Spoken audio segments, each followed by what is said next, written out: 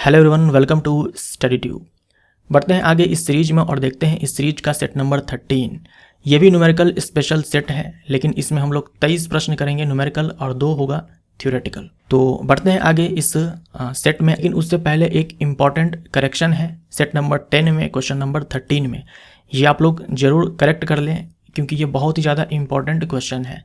आपके आने वाले ग्रुप डी में मैं ये मान कर चलता हूँ कि 5 से 6 बार तो ज़रूर रिपीट हो जाएगा ये सवाल, तो आप इसको अच्छे से ध्यान में रखिए। ये आप में से किसी ने कमेंट तो नहीं किया था कि यहाँ पर मिस्टेक है। मैं ही जब सेट नंबर 13 के लिए क्वेश्चन टाइप कर रहा था तो अचानक से मुझे याद आया कि शायद यहाँ पे मैंने गलती करा हुआ है। वहाँ मैंने आंसर डी मारा था, तो आंसर तो डी ही होगा, अपवर्तन विक्षेपण, लेकिन पूर्ण आंतरिक परावर्तन नहीं होगा। यहाँ से पूर्ण हटा देना है आपको, केवल आंतरिक परावर्तन, केवल internal reflection. Total internal reflection नहीं होगा, ये ऑप्टिकल फाइबर में होता है। इंद्रधनुष बनने में केवल अपवर्तन, विक्षेपण और आंतरिक परावर्तन होता है, इंटरनल रिफ्लेक्शन होता है। तो ये चीज़ आप ध्यान में रखिएगा। जिस विकल्प में पूर्ण आंतरिक परावर्तन हो वो हमारा आंसर नहीं होगा। आंसर यहाँ पर डी होगा, लेकिन पूर्ण को काट देना है। अब बढ़ते हैं आगे इस सेट में और देखते हैं क्वेश्चन नंबर 1 से। 1 जूल बराबर होगा, यहाँ जो ए है ये है एम्पियर, जो वी है ये है वोल्ट और एस है सेकेंड। तो कोई ऐसा फॉर्मूला आपको पता है जिसमें जूल आए, एम्पियर आए, वोल्ट आए, समय आए, कहने का मतलब कार्य आए, उसके बाद विद्युत धारा आए, टाइम आए और उसके बाद विभवांतर आए। कोई ऐसा फॉर्मूला आपको पता है? तो विद्युत धारा चैप्टर में आप पढ़ते हो कि कार्य बराबर होता है आवेश गुने में विभवांतर, और ये जो आवेश है ये होता है विद्युत धारा और गुने में समय। तो हम लिख सकते हैं W = I इंटू में T इंटू में V। अब हम चाहते हैं कि जो कार्य है ये 1 जूल हो, तो यहाँ पर विद्युत धारा 1 एम्पियर होनी चाहिए, जो समय है 1 सेकंड होना चाहिए, जो विभवांतर है वो 1 वोल्ट होना चाहिए, यानी कि AVS हम यहाँ पर बोल सकते हैं। तो आंसर डी हो जाएगा। हर सवाल को देखिए पहले आप खुद से बनाएं और आखिरी में कमेंट करके जरूर बताएं कि आपने कितने प्रश्नों को सही किया है। ये भी बताना बहुत ही जरूरी है, थोड़ा सा मुझे भी आइडिया लगेगा कि हाँ कितने प्रश्नों को आप सही कर पाते हो। अभी कोई कण त्रिज्या r के वृत्ताकार पथ में गमन कर रहा है, अर्धवृत्त पूरा करने के बाद इसका विस्थापन होगा। एक वृत्ताकार पथ है, मान लो कोई कण पहले यहाँ पर था, इसको मैं पॉइंट ए नाम देता हूँ। इसी पर ये चलना स्टार्ट किया इस पथ पे और ऐसे जाकर के अर्धवृत्त पूरा कर लिया, ये पॉइंट मैंने बी नाम दे दिया। हमसे पूछा है कि विस्थापन होगा, कितना विस्थापन होगा? तो विस्थापन होता है प्रारंभिक बिंदु और अंतिम बिंदु के बीच की न्यूनतम दूरी, मिनिमम डिस्टेंस इनिशियल और फाइनल पॉइंट के बीच का। अब देखो हमें ए से बी की अगर दूरी चाहिए, ए से बी के बीच की दूरी चाहिए, तो एक तो हम ये डिस्टेंस माप सकते हैं ये, और एक ये माप सकते हैं। दोनों में न्यूनतम दूरी कौन सी है? ये वाली न्यूनतम दूरी है। और ये है क्या? डायमीटर। जो वृत्त है इसका ये व्यास है। त्रिज्या r है तो व्यास कितना हो जाएगा? 2r। ये डिस्टेंस है 2r। आंसर हमारा यहाँ पर 2r। तो जो विस्थापन है, डिस्प्लेसमेंट है, ये 2r है। लेकिन अगर मैं आपसे डिस्टेंस पूछूं तो यहाँ पर कितना आंसर होगा? एक्चुअल में ये जो कण है ये कितना चला? एक्चुअल में ये जो कण है ये ऐसे चला ना, तो एक्चुअल में पाथ की जो लंबाई वो ये है। तो अगर कंप्लीट सर्कल होता तो परिधि, जो वृत्त की परिधि होती है उसके बराबर चलता है, यानी कि 2πr। लेकिन ये अर्धवृत्त पे चला है तो इसी का हम आधा कर देंगे तो πr। तो πr डिस्टेंस और 2r डिस्प्लेसमेंट। दो पिंडों के बीच गुरुत्वाकर्षण बल F है। यदि दोनों पिंडों के द्रव्यमान उनके बीच की दूरी को समान रखते हुए आधे कर दिए जाएं तो गुरुत्वाकर्षण बल हो जाएगा।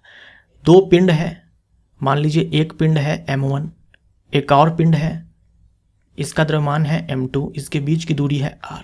तो इनके बीच में लगने वाला गुरुत्वाकर्षण बल मान लो कि F1 है, तो ये Gm1m2/r²। ये तो आप जानते ही होंगे लिखना।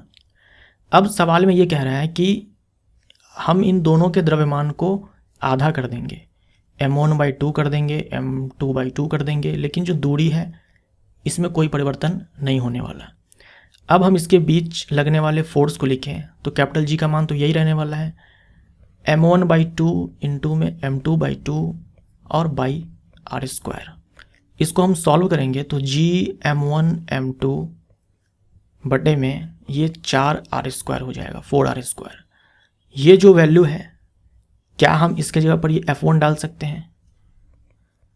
तो F2 बराबर F1 बटे में 4, तो पहले का 1/4 हो जाएगा। अगर हम दूरी में कोई चेंज ना करें, दोनों के द्रव्यमान को हम आधा कर दें, तो लगने वाला बल पहले का 1/4 हो जाएगा। तो आंसर हमारा ए हो जाएगा।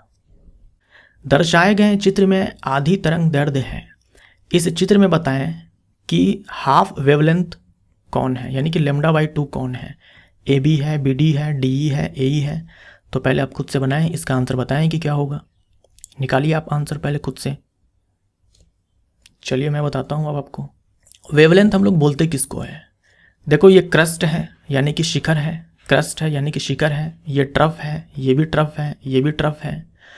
तो दो लगातार क्रस्टों के बीच या फिर दो लगातार ट्रफ के बीच की जो दूरी होती है उसी को हम लोग तरंग दैर्ध्य बोलते हैं, लैम्डा बोलते हैं, वेवलेंथ बोलते हैं। तो ये जो दो लगातार ट्रफ है इसके बीच की दूरी लैम्डा है, या फिर बोल दो इसके बीच की दूरी लैम्डा है, या फिर बोल दो लगातार क्रस्ट के बीच की दूरी लैम्डा है। लेकिन हमसे आधी तरंग दैर्ध्य के बारे में पूछ रखा है, तो आधी तरंग दैर्ध्य λ/2 होगा ना, तो ये हो जाएगा। यानी एक क्रस्ट और एक ट्रफ के बीच की जो दूरी है वही होती है λ/2। तो यहाँ पर देखो ये क्रस्ट है, ये ट्रफ है, तो ये क्रस्ट और ये ट्रफ की जो बीच की दूरी है वो BD है, तो BD है λ/2। बी हमारा राइट आंसर। ऋणात्मक कार्य के प्रकरण में बल और विस्थापन के बीच कोण होता है। तो पिछले वीडियो में हम लोगों ने देखा था कि अगर बल और विस्थापन के बीच का जो एंगल है वो 180 डिग्री हो, यानी बल और विस्थापन एक दूसरे के विपरीत हो, तो जो किया गया कार्य होगा वो ऋणात्मक होगा। और कितने के बराबर होगा? -F × S के बराबर होगा, बल गुने में विस्थापन माइनस के साथ। अगर दोनों के बीच जो एंगल है वो 90 डिग्री हो, यानी एक दूसरे के लंबवत हो, तो किया गया कार्य 0 होगा। अगर दोनों की जो दिशा हो वो एक समान हो, यानी कि जो दोनों के बीच का कोण है वो 0 डिग्री है, ऐसे में किया गया कार्य धनात्मक होगा और ये होगा F × mass यानी कि बल गुने में विस्थापन के बराबर। आंसर हमारा डी हो जाएगा क्योंकि हमसे ऋणात्मक कार्य के बारे में पूछा था। सबसे छोटा प्रतिरोध जो 10.1 ओम प्रतिरोधों के साथ प्राप्त किया जा सकता है, यानी 10 हमारे पास रजिस्टर्स हैं, 10 हमारे पास रजिस्टर्स हैं। हर एक रजिस्टर का जो रेजिस्टेंस है वो 0.1 ओम है, 0.1 ओम है। हमें क्या करना है? सबसे छोटा प्रतिरोध प्राप्त करना है, मतलब सबसे छोटा समतुल्य प्रतिरोध प्राप्त करना है। कैसे हम इन सबको अरेंज करेंगे कि सबसे छोटा हमें प्रतिरोध मिले, सारे अरेंजमेंट में सबसे छोटा प्रतिरोध मिले। तो यहाँ पर कुछ बातें हैं जो आप ध्यान में रखिए। मान लीजिए कि आपके पास n रजिस्टर्स हो और सबका रेजिस्टेंस R हो, ठीक है, मतलब R R R R ऐसे n रजिस्टर्स हो। अब आप चाहते हो कि हम इन रजिस्टर्स को ऐसे लगाएं कि हमें ये जो R इक्विवेलेंट हो इसका मैक्सिमम मान मिले, इसका मैक्सिमम मान मिले। तो हम क्या करेंगे? सबको लगा देंगे सीरीज में। ऐसे जो हम सीरीज में लगाते हैं तो सिंपली ऐड करते हैं, टोटल कितने हैं? n है, तो ये n × में R। ये तब का है जब हमें मैक्सिमम वैल्यू चाहिए, तब n × में R हमें मैक्सिमम वैल्यू मिलने वाला है। दूसरा केस, अगर हम चाहते हैं कि जो हमारा समतुल्य प्रतिरोध हो इसका मान सबसे छोटा मिले, जितने भी टाइप्स के अरेंजमेंट बन सकते हैं ना उनमें सबसे छोटा मिले, तो हम क्या करेंगे? सारे को लगाएंगे पैरेलल में। जब हम सारे को लगाएंगे पैरेलल में तो जो हमारा समतुल्य प्रतिरोध मिलेगा वो R/n मिलेगा। आपने पिछली वीडियो में देखा था कि 1/R + 1/R + 1/R ऐसे ऐसे हम n टाइम्स जोड़ेंगे तो n/R मिलेगा। लेकिन ये तो 1/R इक्विवेलेंट है ना, फिर हम इसको पलट देंगे तो ये R/n हो जाएगा। तो अगर आप चाहते हैं कि आपको मैक्सिमम वैल्यू मिले तो श्रेणी क्रम में लगाएंगे, वैल्यू nR मिलेगा। अगर आप चाहते हो सबसे छोटा वैल्यू मिले तो R/n हो जाएगा। हमें सवाल में दिया गया है कि 10 प्रतिरोध है, 10 प्रतिरोधक है और सबका प्रतिरोध 0.1 ओम है, यानी यहाँ पर n बराबर जो है 10 है और जो R है वो है 0.1 ओम, और चाहिए सबसे छोटा, यानी कि हम इस वाले के साथ जाएंगे। जो R है वो है 0.1, जो n है वो है 10, यानी कि 0.01 ओम। सी हमारा राइट आंसर हो जाएगा। वही हमसे पूछता है कि सबसे बड़ा प्रतिरोध कितना हो सकता है, तो हम इस वाले में डालते हैं 10 × में 0.1 यानी कि 1 ओम। 360 ग्राम में जल के कितने मोल होंगे? 360 ग्राम में जल के कितने मोल होंगे? तो मोल बराबर क्या होता है? मास जो सवाल में हमें दिया गया हो ग्राम में, और बट्टे में मोलर मास। मोलर मास निकालने से पहले हमें पता करना होगा मॉलिक्यूलर मास यानी कि आणविक द्रव्यमान, और मॉलिक्यूलर मास पता करने से पहले हमें पता होना चाहिए फॉर्मूला। तो जल का तो बहुत ही आसान है, सबको पता होता है H2O।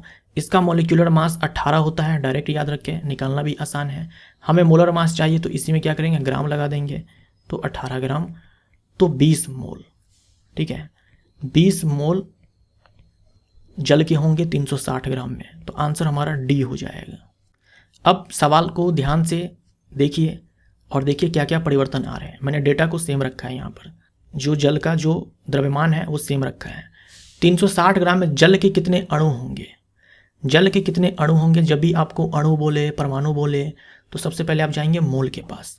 तो हम लोगों ने अभी देखा, मोल निकाला हम लोगों ने अभी, 360 बट्टे में 18 ग्राम, ये निकल करके आया 20 मोल। अब हमें मोल से क्या चाहिए, मॉलिक्यूल्स चाहिए, अणु चाहिए, तो हम इसे मल्टीप्लाई कर देंगे एवोगाद्रो नंबर से, 6.022 इंटू 10⁻23। इससे मल्टीप्लाई करेंगे तो 20 गुने में 6.022 इंटू 10⁻23, इतने अणु होंगे, इतने मॉलिक्यूल्स होंगे। ये समझ में आया ना आपको। एक मोल में इतने अणु होते हैं। जो H2O है ये क्या है, अणु है ना, तो इसका हम एक मोल लेंगे तो इसमें इतने अणु आएंगे, तो 20 मोल में कितने अणु आएंगे, इसी से मल्टीप्लाई करेंगे ना 20 से, तो इतने अणु आएंगे। इसको जब हम मल्टीप्लाई करेंगे तो जो वैल्यू हमें मिलेगा वो डी मिलेगा। डी हमारा यहाँ पर राइट आंसर होगा। 360 ग्राम जल में ऑक्सीजन के कितने परमाणु होंगे, तो हम लोगों ने सबसे पहले मोल निकाला, 20 मोल मिला। उसके बाद हम लोगों ने मॉलिक्यूल निकाला। देखो, जब आपको परमाणु निकालना हो तो सबसे पहले आप जाएंगे मोल के पास, मोल से जाएंगे मॉलिक्यूल के पास, मॉलिक्यूल से जाएंगे एटम के पास। तो 20 मोल में कितने अणु आएंगे, कितने मॉलिक्यूल्स आएंगे, तो एवोगाद्रो नंबर से हम लोगों ने मल्टीप्लाई किया इसमें, तो हमें मिल गया इतने अणु। ये इतने अणु हैं किसके, जल के। जल के इतने अणु हैं 20 मोल में। अब देखो, जल का अगर हम एक अणु उठाते हैं तो उसमें ऑक्सीजन के एक परमाणु है। जल के एक अणु में ऑक्सीजन का एक परमाणु है, तो इतने अणु में ऑक्सीजन के कितने परमाणु हो जाएंगे, इसी में हम एक से मल्टीप्लाई कर देंगे, यानी कि सेम ही रहने वाला है। एक अणु में एक ऑक्सीजन, तो इतने अणु में इतने ही ऑक्सीजन, यानी कि हमारा आंसर जो होगा वो यही हो जाएगा, बी हो जाएगा। अब पूछा है 360 ग्राम जल में हाइड्रोजन के कितने परमाणु होंगे, तो यहाँ देखो एक अणु में हाइड्रोजन के 2 एटम्स हैं, एक अणु में हाइड्रोजन के 2 एटम्स हैं। तो सबसे पहले हम अणु निकालेंगे, लेकिन अणु से भी पहले हम क्या करेंगे, मोल के पास जाएंगे। तो मोल 360 बट्टे में 18 यानी कि 20 मोल। अब यहाँ से हम मल्टीप्लाई करेंगे एवोगाद्रो नंबर से, तो 20 गुने में 60 नहीं 6.022 इंटू 10⁻23। ये तो आ गए भाई साहब मॉलिक्यूल्स, किसके, जल के। कितने मोल में, 20 मोल में। अब एक अणु में 2 एटम्स है हाइड्रोजन के, तो इतने में कितने हो जाएंगे, इसी में 2 से मल्टीप्लाई करेंगे हम, तो 2 गुने में 20 गुने में 6.022 इंटू 10⁻23 एटम्स, किसके, हाइड्रोजन के। तो जब आप इसको सॉल्व करोगे तो आंसर बी आएगा। अब 360 ग्राम जल में कुल कितने परमाणु होंगे। आपने आखिरी के 2 सवालों में क्या देखा, एक में पूछा ऑक्सीजन के कितने परमाणु होंगे, दूसरे में पूछा हाइड्रोजन के कितने परमाणु होंगे। अब पूछ रहा है कि 360 ग्राम जल में कुल कितने परमाणु होंगे, टोटल कितने परमाणु हैं। तो अगर आप हाइड्रोजन का एक अणु उठाते हो तो टोटल कितने परमाणु हैं, 3 हैं, टोटल 3 एटम्स हैं, 2 हाइड्रोजन के हैं और 1 ऑक्सीजन का है एक अणु में। तो 360 ग्राम जल में कितने अणु होंगे, तो इसके लिए हम सबसे पहले किसके पास जाएंगे, मोल के पास जाएंगे। मोल हमें यहाँ पे 20 मिला। उसके बाद हम मॉलिक्यूल्स के पास जाएंगे, तो इसके लिए हम मल्टीप्लाई करेंगे एवोगाद्रो संख्या से, तो 20 गुने में 6.022 इंटू 10⁻23, ये हो गए अणु 20 मोल में। एक मोल में 3 परमाणु हैं, 3 एटम्स हैं, तो इतने में कितने परमाणु हो जाएंगे, तो 3 से मल्टीप्लाई करेंगे यहाँ पर, तो 3 इंटू 20 इंटू 6.022 इंटू 10⁻23, इतने एटम्स हो जाएंगे टोटल। तो आंसर हमारा यहाँ पर सी हो जाएगा। 360 ग्राम जल में कुल कितने इलेक्ट्रॉन होंगे।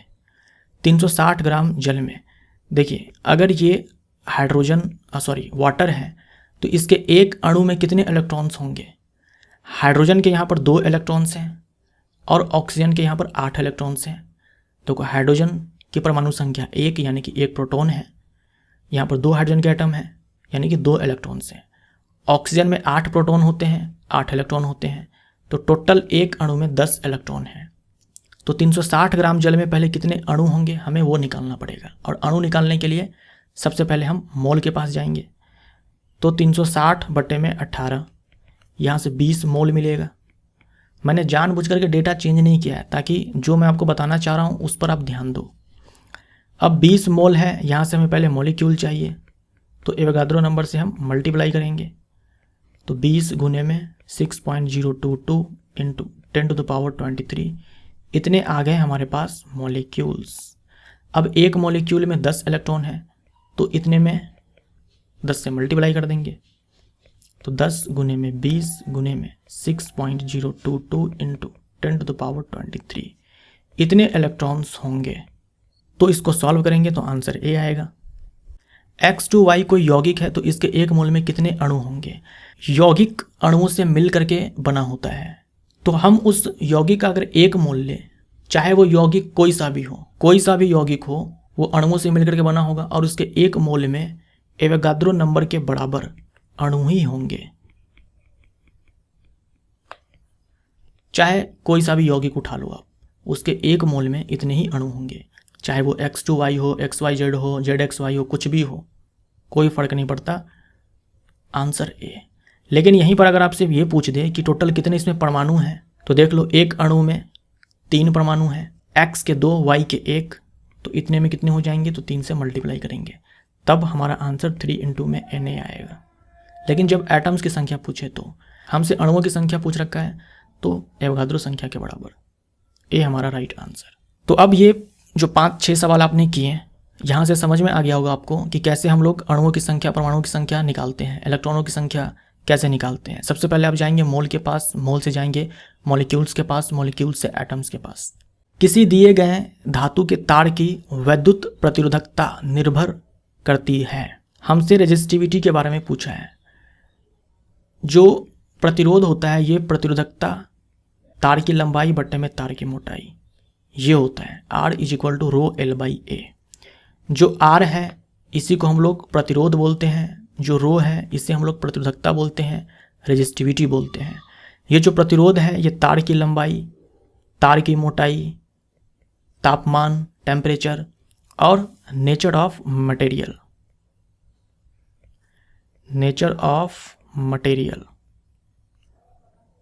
ऑफ वायर, तार जिस पदार्थ से बना हुआ है उसके प्रकृति पर यह प्रतिरोध निर्भर करता है। लेकिन ये जो प्रतिरोधकता है, रेजिस्टिविटी है, ये लंबाई पर निर्भर नहीं करती है, ना ही चालक तार की मोटाई पर निर्भर करती है, केवल टेम्परेचर और नेचर ऑफ मटेरियल पर निर्भर करती है। तो ये आप ध्यान में रखिएगा। हमसे रेजिस्टिविटी के बारे में पूछ रखा है, तो तार की लंबाई पर नहीं, तार की मोटाई पर नहीं, आकृति पर नहीं, पदार्थ के प्रकृति पर। डी हमारा राइट आंसर हो जाएगा। तापमान में वृद्धि के साथ निम्नलिखित में से किसी एक में प्रतिरोध कम हो जाता है। यानी जब हम टेम्परेचर को बढ़ाते हैं तो जो रेजिस्टेंस है ये कम हो जाता है। तो होता कुछ ऐसा है कि कंडक्टर के केस में जो रेजिस्टेंस है ये तापमान के समानुपाती होता है, जो प्रतिरोध है तापमान के समानुपाती होता है। और जो सेमी कंडक्टर है इसके केस में ये जो रेजिस्टेंस है टेम्परेचर के इन्वर्सली प्रोपोर्शनल होता है, प्रतिरोध तापमान के व्युत्क्रम अनुपाती होता है। सेमीकंडक्टर जैसे कि सिलिकॉन है, जर्मेनियम है, आर्सेनिक है, एंटीमनी है, ये सारे। और कंडक्टर चालक जैसे कि कॉपर है, गोल्ड है, सिल्वर है, एल्यूमिनियम है, आयरन है, ये सारे। तो यहाँ देखो जो जर्मेनियम है यही सेमीकंडक्टर है, तो यहाँ पर क्या होगा, टेम्परेचर और रेजिस्टेंस में रिलेशन उल्टा होगा। तो ये हमारा आंसर। 2 किलोग्राम का कोई पिंड किसी घर्षणहीन क्षैतिज मेज पर 4 मीटर पर सेकंड के नियत वेग से फिसल रहा है। इस वस्तु की इसी वेग से गति बनाए रखने के लिए आवश्यक बल है। जो मेज दिया गया है यहाँ पर, ये घर्षणहीन है। एक तो क्षैतिज है, बिल्कुल भी ऊपर नीचे नहीं है, इंक्लाइंड नहीं है, ऊपर से घर्षणहीन है, फ्रिक्शन बिल्कुल भी नहीं है। अब हम चाह रहे हैं कि ये जो वस्तु है 4 मीटर पर सेकंड से फिसल रहा है, ये जो वस्तु है 4 मीटर पर सेकंड के वेग से फिसल रहा है। हम चाहते हैं कि इसका वेग नियत हो। अब यहाँ पर एक चीज़ ध्यान में रखना, नियत वेग यानी कि कांस्टेंट वेलोसिटी। कांस्टेंट वेलोसिटी, जब हम कांस्टेंट वेलोसिटी बोलते हैं मतलब जो परिमाण है ये भी कांस्टेंट होना चाहिए, नियत होना चाहिए।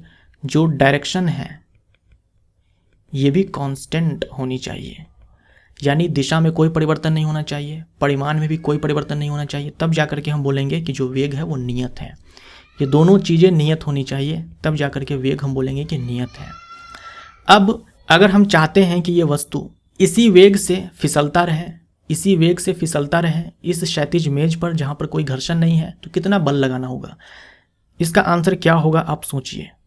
हमें बल लगाने की आवश्यकता ही नहीं है, तो आंसर हमारा बी हो जाएगा, 0 न्यूटन। बल हमें नहीं लगाना है। क्यों? क्योंकि मेज क्षैतिज है और घर्षण तो बिल्कुल भी नहीं है। न्यूटन की गति का पहला नियम ये कहता है कि अगर कोई वस्तु नियत वेग से चल रहा है तो वो उसी वेग से चलता रहेगा। अगर कोई वस्तु नियत वेग से चल रहा है तो वो उसी वेग के साथ चलता रहेगा, वो कभी भी नहीं रुकेगा जब तक कि हम उस पर कोई बाह्य बल लगा करके रोक न दें। तो यहाँ पर देखो, नियत वेग से वस्तु तो चल रहा है, बाह्य बल लगाने वाला कोई है ही नहीं क्योंकि घर्षण ही नहीं है। सोचो अगर घर्षण यहाँ पर कुछ न कुछ होता तो एक समय के बाद ये वस्तु जाकर के रुक जाता, जो घर्षण बल है उसको रोक देता। लेकिन यहाँ पर घर्षण नहीं है तो बल लगाने की आवश्यकता नहीं है, ये आराम से फिसलता रहेगा, चलता रहेगा। तो आंसर हमारे यहाँ पर बी हो जाएगा। एक व्यक्ति 40 सेंटीमीटर से अधिक दूरी पर स्थित वस्तुओं को देख सकता है, उसे किस शक्ति के लेंस का उपयोग करने की सलाह दी जाती है? यानी जो व्यक्ति है उसके आंखों में समस्या है। जनरली क्या होता है कि अगर हमारे आंखों में कोई समस्या नहीं है, जो हमारी आंखें हैं वो हेल्दी हैं, तो हम 25 सेंटीमीटर से नज़दीक के वस्तुओं को नहीं देख सकते हैं, इससे दूर के वस्तुओं को तो हम आराम से देख सकते हैं। लेकिन ये जो व्यक्ति है ये 40 सेंटीमीटर से अधिक दूरी पर स्थित वस्तुओं को ही देख सकता है, यानी 25 ना होकर के इसके केस में क्या है 40 सेंटीमीटर है। 40 सेंटीमीटर से नज़दीक के वस्तुओं को नहीं देख पाएगा। तो क्या मुझे बता सकते हो कौन सा दोष है आंखों में? निकट की वस्तु वो नहीं देख पा रहा है साफ साफ, दूर की वस्तु वो देख पा रहा है ना। निकट की वस्तु को नहीं देख पा रहा है, 40 सेंटीमीटर से अधिक दूर स्थित वस्तु को देख पा रहा है ना, तो दूर की वस्तु को साफ साफ देख रहा है, निकट की वस्तु को साफ साफ नहीं देख पा रहा है। तो हम लोग दोष पढ़ते हैं, दूर की वस्तु साफ साफ दिखेगी, निकट की वस्तु साफ साफ नहीं दिखेगी। इस दोष को हम लोग हाइपरमेट्रोपिया बोलते हैं या फिर हाइप्रोपिया बोलते हैं, यानी कि दूरदृष्टि दोष। दूरदृष्टि दोष में दूर की वस्तु साफ साफ दिखती है, नज़दीक की वस्तु साफ साफ नहीं दिखती है। तो जब आपको ये पता लग गया कि दोष कौन सा है, तब आपको देखो करना क्या है। आपसे पावर पूछा जाएगा कि भाई जो लेंस इस्तेमाल किया जाएगा, डॉक्टर जो उसको लेंस देगा उसकी पावर कितनी होगी, तो आप पावर निकालोगे। कैसे निकालोगे? पावर बराबर आप जानते ही हो 1/f, अगर f मीटर में है तो, और 100/f अगर f सेंटीमीटर में है तो जब आपको ये पता लग गया ना कि केस जो है ये दूरदृष्टि दोष का है, तो आप यहाँ पर ध्यान में रखेंगे कि u बराबर आपको 25 सेंटीमीटर माइनस में लेना है और v बराबर सवाल में दी गई दूरी लेना है नेगेटिव साइन के साथ। आपको पावर चाहिए लेकिन उससे पहले f चाहिए ना, तो हम f निकाल रहे हैं यहाँ पर। तो लेंस फार्मूला हम लगाएंगे 1/f = 1/v - 1/u। v कितना लेना है? जो सवाल में आपको दी गई है दूरी, तो -1/40 नेगेटिव साइन के साथ लेना है, माइनस u 25। इसको हम सॉल्व करेंगे, जो एलसीएम आएगा यहाँ पर वो आएगा 200। तो यहाँ पर 5 और यहाँ पर 25 × 200 8, यानी कि 3/200। और ये जो वैल्यू है ये सेंटीमीटर में है। यहाँ से f कितना आ जाएगा? 200/3। तो अब देखो हमें f मिल चुका है यहाँ पर 200/3। अब हमें पावर चाहिए, तो क्या करेंगे 100/f डालेंगे, इस वैल्यू को डालेंगे तो 3 ऊपर जाएगा और ये 200 नीचे आएगा। तो 2 0 से 2 0 यहाँ पर ख़त्म हो जाएगा, 3/2 1.5 हो जाएगा, 1.5 डायोप्टर प्लस के साथ। डी हमारा राइट आंसर। तो आप इस सवाल को ध्यान में रखिए। आपको करना क्या है, सबसे पहले सवाल को पढ़ करके ये पता करना है कि कौन सा केस है, मायोपिया का है या फिर हाइपरमेट्रोपिया का है। अगर हाइपरमेट्रोपिया का है तो आप u बराबर डालेंगे -25 सेंटीमीटर, और जो v है ये डालेंगे नेगेटिव साइन के साथ जो सवाल में दूरी दी गई है वो। फिर वहाँ से आप f निकालेंगे लेंस फार्मूला लगा करके, तब वहाँ से जा करके पावर निकालेंगे। साइन का ध्यान में रखना है। और अगर केस मायोपिया का हो तो बहुत ही आसान है, u बराबर इन्फिनिटी डाल देंगे, v बराबर वही जो सवाल में दी गई दूरी है नेगेटिव साइन के साथ, उसके बाद आप f निकालेंगे, फिर पावर निकालेंगे। लेकिन मायोपिया का केस बहुत ही आसान है, जो दी गई दूरी होती है ना उसको आप सीधा ले लो फोकल डिस्टेंस नेगेटिव साइन के साथ, सिंपल। अगला सवाल इसी पर आधारित है। देखिए, एक व्यक्ति 40 सेंटीमीटर से अधिक दूरी पर रखी वस्तु को स्पष्ट रूप से नहीं देख सकता है, यानी दूर की वस्तु को वो साफ साफ नहीं देख पा रहा है, नज़दीक की वस्तु को साफ साफ देख पा रहा है। तो निकट दृष्टि दोष में क्या होता है कि नज़दीक की वस्तु साफ साफ देख पाता है, दूर की वस्तु साफ साफ नहीं देख पाता है। तो ये केस है मायोपिया का। जब मायोपिया का केस है तो ऐसे में u बराबर आपको लेना है इन्फिनिटी, v बराबर लेना है माइनस के साथ सवाल में दी गई दूरी -40 सेंटीमीटर। यहाँ से आप 1/f निकालोगे तो 1/v माइनस में 1/u, 1/v यानी कि -1/40 और 1/∞। तो 1/∞ तो 0 हो जाता है ना, तो -1/40। यहाँ से हम f निकालेंगे, पलट देंगे इसको, तो -40 सेंटीमीटर। तो आपने क्या देखा कि मायोपिया के केस में जो फोकल डिस्टेंस है, जो सवाल में दी गई दूरी होती है वही फोकल डिस्टेंस होती है, उसी को आपको नेगेटिव साइन के साथ ले लेना है। इतना करने की बार बार आवश्यकता नहीं है। अब हमें पावर चाहिए, सेंटीमीटर में हमारे पास फोकल लेंथ है, तो 100 बाई -40, 1 0 से 1 0 खत्म, -2.5 डायोप्टर। ये हमारा राइट आंसर हो जाएगा। वैसे भी आप जानते हो ना, मायोपिया को ठीक करने के लिए हम लोग कौन सा लेंस इस्तेमाल करते हैं, कॉनकेव लेंस का इस्तेमाल करते हैं। जो कॉनकेव लेंस होता है इसकी जो फोकस दूरी होती है वो ऋणात्मक होती है। अगर फोकस दूरी ऋणात्मक है तो पावर भी ऋणात्मक हो जाती है। वही हाइपरमेट्रोपिया को ठीक करने के लिए कॉन्वेक्स लेंस का इस्तेमाल करते हैं। कॉन्वेक्स लेंस की जो फोकस दूरी होती है वो धनात्मक होती है। अगर फोकस दूरी धनात्मक है तो जो शक्ति होती है वो भी धनात्मक हो जाती है, पावर भी धनात्मक हो जाती है। और हम लोगों ने देखा पिछला जो सवाल था ये हाइपरमेट्रोपिया का था, तो वहाँ पर जो पावर निकल करके आई वो धनात्मक है, और इस केस में पावर ऋणात्मक है क्योंकि मायोपिया का केस है। एक चालक से 3.2 एम्पियर की धारा प्रवाहित हो रही है, प्रति सेकंड बहने वाले इलेक्ट्रॉनों की संख्या है। देखिए, धारा प्रवाह हो रही है, इसका मतलब क्या कि आवेशों का प्रवाह हो रहा है, और आवेश किसके ऊपर है, इलेक्ट्रॉन के ऊपर है। धारा प्रवाह हो रही है मतलब आवेश का प्रवाह हो रहा है, और आवेश किसके ऊपर है, इलेक्ट्रॉन के ऊपर है। तो सबसे पहले हम लोग ये निकाल लेते हैं कि भाई कितने आवेशों का प्रवाह हो रहा है। तो Q बराबर I इंटू में T, I का वैल्यू 3.2 है, टाइम हमारा 1 सेकेंड है, यानी कि 3.2 कूलम इतने आवेशों का प्रवाह हो रहा है। और आप जानते हो कि एक इलेक्ट्रॉन पे जो आवेश होता है वो 1.6 इंटू 10⁻⁻19 कूलम होता है। तो एक कूलम पर एक कूलम में कितने इलेक्ट्रॉन्स आएंगे, 1/1.6 इंटू 10⁻⁻19, तो 3.2 कूलम है। इसमें कितने इलेक्ट्रॉन्स आएंगे, तो क्या करेंगे 1/1.6 इंटू 10⁻⁻19 और इसी में 3.2 से मल्टीप्लाई कर देंगे। तो यहाँ देखो 1.6 से ये 3.2 कैंसिल आउट 2 टाइम्स में, फिर ये 10 पे पावर 19 है ऊपर जाएगा, तो ये 10 पे पावर 19 हो जाएगा। डी हमारा राइट आंसर। मतलब मैंने किया यहाँ पर ये कि Q बराबर I इंटू में T है ना, इसी Q को हमने लिख दिया N इंटू में E बराबर I इंटू में T। ये मैंने किया है। ये N है नंबर ऑफ इलेक्ट्रॉन्स और E है एक इलेक्ट्रॉन पे चार्ज, तो यहाँ से N बराबर हो जाएगा I इंटू में T और बट्टे में एक इलेक्ट्रॉन पे चार्ज जो होता है। यही मैंने किया है। यहाँ पर I की जगह पर 3.2 डालोगे तो देखो यही वाला केस निकल करके आएगा। तो ये चीज़ आप ध्यान में रखो, ये वाला फॉर्मूला। एक हीटर पर 1000 वाट अंकित है, इसके द्वारा 10 घंटे में खपत की गई ऊर्जा है। अब देखो वैल्यू जूल में भी है, किलो जूल में भी है, किलोवाट आवर में भी है, फिर से यहाँ पर किलो जूल में है। तो पावर बराबर एनर्जी अपॉन में टाइम, हमें एनर्जी चाहिए ना, तो energy is equal to power into में टाइम। अब देखो पावर जो है ये 1000 वाट है, टाइम जो है यहाँ पर 10 घंटे है।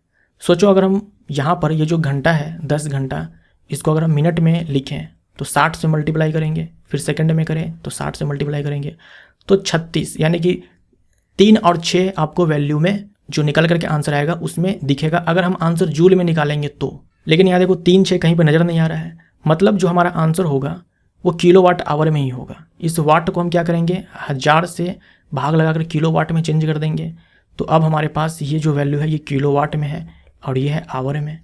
1000 से 1000 खत्म तो 10 किलोवाट आवर, सी हमारा राइट आंसर।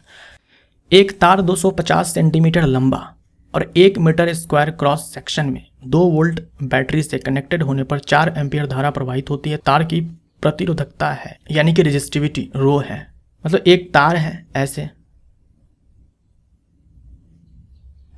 जो इसकी लंबाई दी गई है वो है 250 सेंटीमीटर।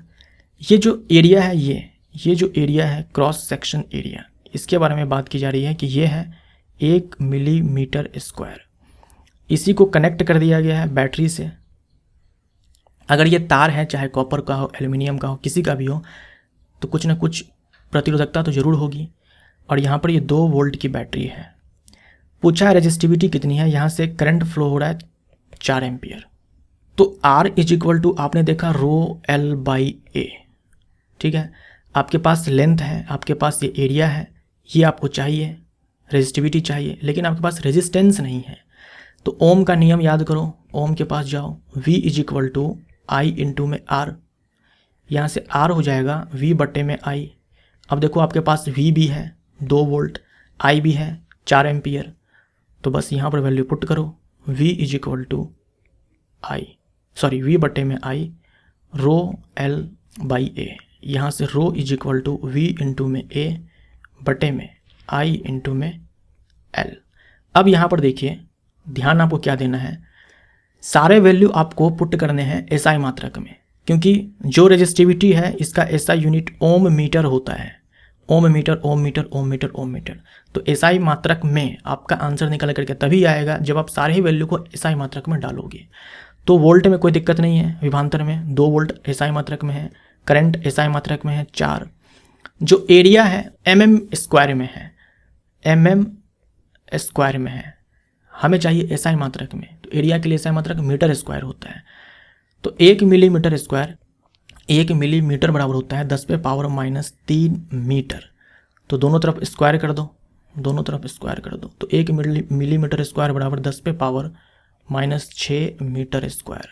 तो यहाँ पर डालेंगे 10 पे पावर -6। L आ जाओ, 250 सेंटीमीटर है तो 100 से भाग लगा करके मीटर में चेंज करेंगे तो 2.5। अब इस पूरे को हम सॉल्व करेंगे।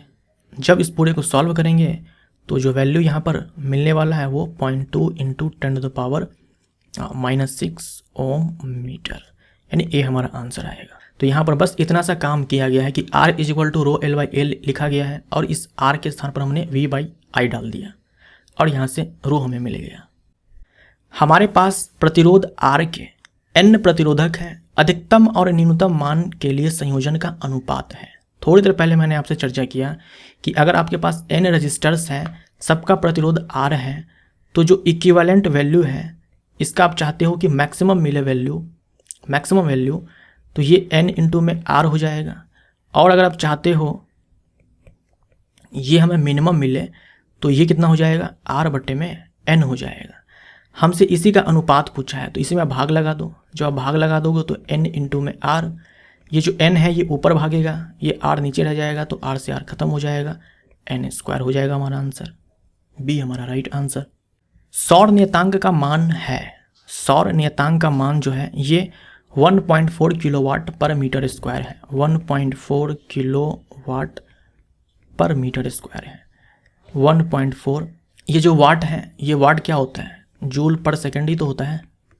तो हम यहाँ पर लिख सकते हैं वाट के स्थान पर जूल पर सेकंड पर मीटर स्क्वायर, यानी कि 1.4 किलो जूल पर मीटर स्क्वायर पर सेकंड, यानी कि यूनिट एरिया पर 1 मीटर स्क्वायर एरिया पर लंबवत 1 सेकंड में सन से 1.4 किलो जूल एनर्जी गिरती है। एक व्यक्ति 25 सेंटीमीटर से अधिक दूर की वस्तु को नहीं देख सकता। दृष्टि को सही करने के लिए लेंस की शक्ति होगी। देखिए, एक हेल्दी जो आंख होती है,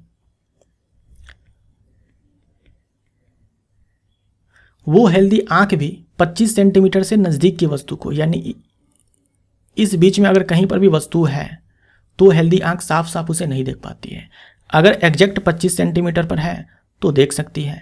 अब ये जो व्यक्ति है ये 25 सेंटीमीटर के बाद भी नहीं देख सकता है। इसकी आंखें 25 सेंटीमीटर के बाद भी नहीं देख सकती है।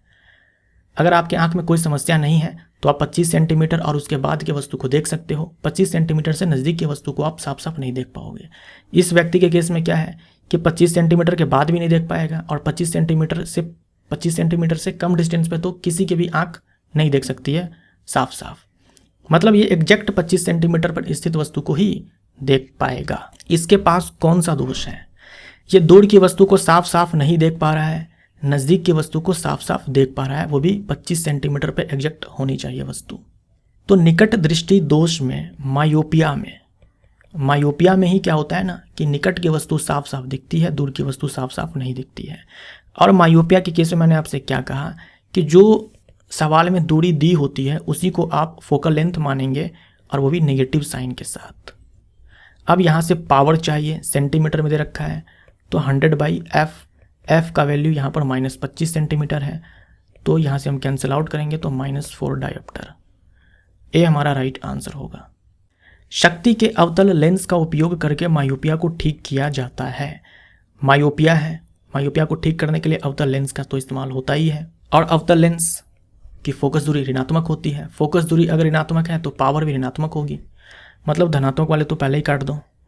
अब यहाँ पर देखो क्या हो जाएगा, P = 1/f होता है अगर मीटर में है तो, और 100/f होता है अगर सेंटीमीटर में है तो। जो पावर है वो ऋणात्मक होने वाली है तो या तो -1/f या फिर -100/f। -1/f तो है नहीं तो -100/f हमारा आंसर हो जाएगा। डी हमारा राइट आंसर।